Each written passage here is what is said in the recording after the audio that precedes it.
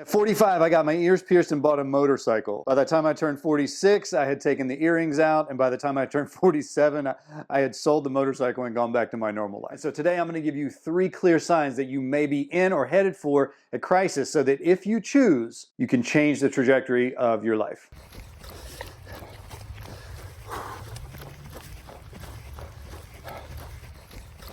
Hey, welcome back. This is Kevin. If you could prevent a crisis, would you? I think most people would. So today we're going to talk about 3 of the most common things. Now again, it's not the all-inclusive list of everything you need to watch out for. These are 3 things that I think most people might see coming. So we want to tell you what they are, so if you see it in your life, you can make a choice that's right for you. But first, story time. From a dad out of Nevada, he turned 52 years old, started doing carpentry out of his garage, realized he was really good at it. In fact, he made these tables that everyone in his town, they wanted the tables. And he got so angry that he waited so many years to do the thing that he knew he probably would be good at. I had a swanky IT job in the Silicon Valley, and I was really burnt out. And the man that I was dating at the time was working in restaurants. He had been for 30 years. I decided to risk the relationship. I moved to Napa Valley, bought a bed and breakfast, and have been doing that ever since. My now husband quit the restaurant business, learned how to fly hot air balloons, and moved to Napa with me. That's amazing. I had a job that paid really, really well. It afforded me and my family a lifestyle that we wanted, but I was tired of it. I was burnt out. I was frustrated. I bought land to start my homestead project, took a decade off of life, went off the grid, and built the home of my family's dreams. Wonder where he is now. I was sick for 7 years in my 40s, and I vowed that if I ever got better, I would live life on my terms. When I did get better, I became an actor, and today I'm a working actor in Hollywood. In your 40s. I was 43 years old when I realized I hated my career. It was negatively impacting me and my wife. I told my wife about a career change I was thinking of making, and she was adamantly against the change. She said it would cost us our lifestyle and money and savings. 20 years have gone by, and I have the same job and the same wife. Nothing has changed. Oh, I find that last story to be just heartbreaking. It really is. And not that you need to risk everything to go through your midlife, but the fact that 20 years and nothing has changed, that's not what we're here to do. So I want to talk to you today about the 3 things that may come your way that give notice to a potential midlife crisis. Number 1 is anger. Anger is the one I see that's the most common. If you notice that you're getting mad at just life, now we're excluding the things where someone has done something to you, it's not an abusive situation, it's not extraordinary circumstances, it's just life, and you're angry at driving to work or going to get groceries. That is a telltale sign that you're headed for a crisis. For me, I noticed this when I was living in New York City. It was in my late 30s, and I went to get groceries one day. And I lived on a 5th floor walk up in Midtown Manhattan, 52nd and 2nd if you're keeping notes. And I went to get groceries and I forgot milk. So I had to walk back down 5 flights of stairs, go back in the grocery store, wait in line, get my milk, come back up. And on the way back up, I thought, I don't like this. I hate this. I hate that this is such a struggle. Getting milk is such a struggle. This is pre-delivery days. And I knew that with that anger came an opportunity to do something. So I just kept notice of the next 2 weeks, and I would find that going to the subway, going to work, standing in line at the movie theater, everything was making me angry. Everything in life that was just daily function of life was making me angry. And I knew that's when it was time to change. I started making the appropriate moves. Again, my overhead was a little different back then. I had no wife, no child, didn't run a business. I was working for someone else. So it was a little easier to transition, but I just remember that feeling, that sinking feeling of I'm mad at life. I'm mad at life. Luckily, I was able to change it. I moved to the beach in South Carolina and had a really great couple years after that to kind of figure out what I wanted to do. So if you notice anger coming in on things that you shouldn't necessarily be angry about, you're probably in the middle of what we would consider a midlife crisis. At 50, I realized that I had a huge bucket list and that most of that bucket list was never going to be done. Ooh.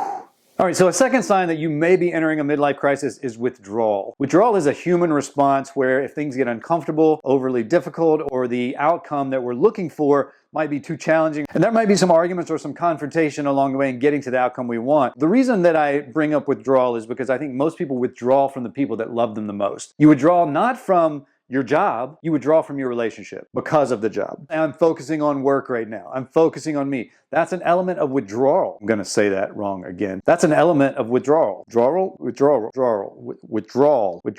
Why can't I say that word?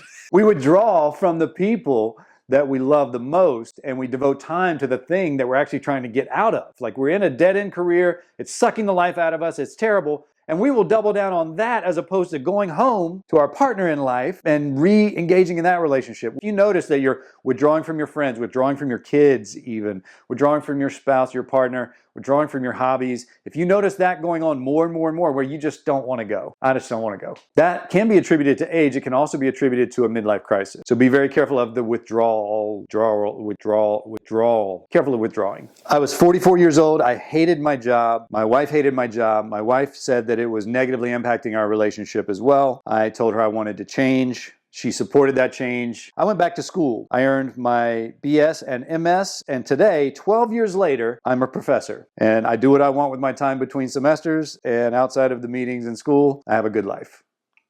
How awesome is that? The last thing I want to bring up is the acceptance factor. Now, acceptance has two prongs to it. One, accepting the new, or two, accepting the old. If you're accepting the old, you're going to be like our gentleman who spent 20 years with his unsupportive wife in a career he hated. If you accept this is the way it is, life is just this way, and you don't like it, that's one form of acceptance that kind of keeps you on the path of despair. If you accept the fact that I've made decisions up to this point in my life and they no longer serve me, I've evolved past them, and I want to change things. Now I can accept the change, I can accept the crisis and move beyond it. Those are the two kinds of acceptance. So you need to zoom out a little bit and ask yourself, which kind of acceptance am I practicing? Am I accepting the thing I don't like, or am I accepting the path that leads to the thing that I do like, the life that I do like?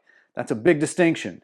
So acceptance comes much later, and you're either accepting of what you don't want or you're accepting of what you do want. So many people find a way to accept what they don't want and tolerate suffering for the last 40 years of their life. And in order for that to be effective, everything around that thing that you don't like has to be so amazing that it's worth it. At 49, I quit the corporate career I had worked so hard to build. It was a 9-to-5 gig and did not allow me to do anything I wanted to do during the times I wanted to do them. So I quit my job. That was 5 years ago, and I haven't done anything that I've wanted to do since. That just because we quit the job doesn't mean we get the life we want. It's not about quitting the job. It's about you becoming the person you're supposed to be. So if you look at your midlife and you're noticing anger, and then you notice withdrawing from the people you love the most, and then you notice acceptance and you're accepting the negative, now we can clearly say that we're in crisis. And the question is, what are you going to do about it? Because you've heard story after story of people that end up, well, buying a bed and breakfast in Napa. That sounds lovely. It's also a lot of work, but it's fulfilling work. Or quitting your corporate job and spending 5 years of not doing what you wanted still. Those are tragedies, in my opinion. For most of us, it's not if we have a meltdown, it's when.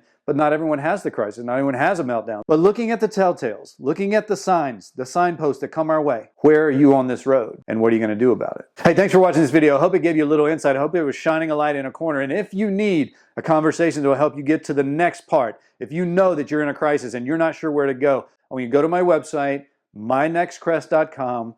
Go to where it says book a free coaching call. It's a free, no pressure call. This is not a sales call. I'm going to coach you for 30 minutes around what possibly could be next for you. And we can do that in 30 minutes. If you feel like you've got a good grip on it and you're moving forward, I'm here for you. Tune in every Monday and Friday for these videos. This is Kevin. I hope you enjoyed this video. See you next time.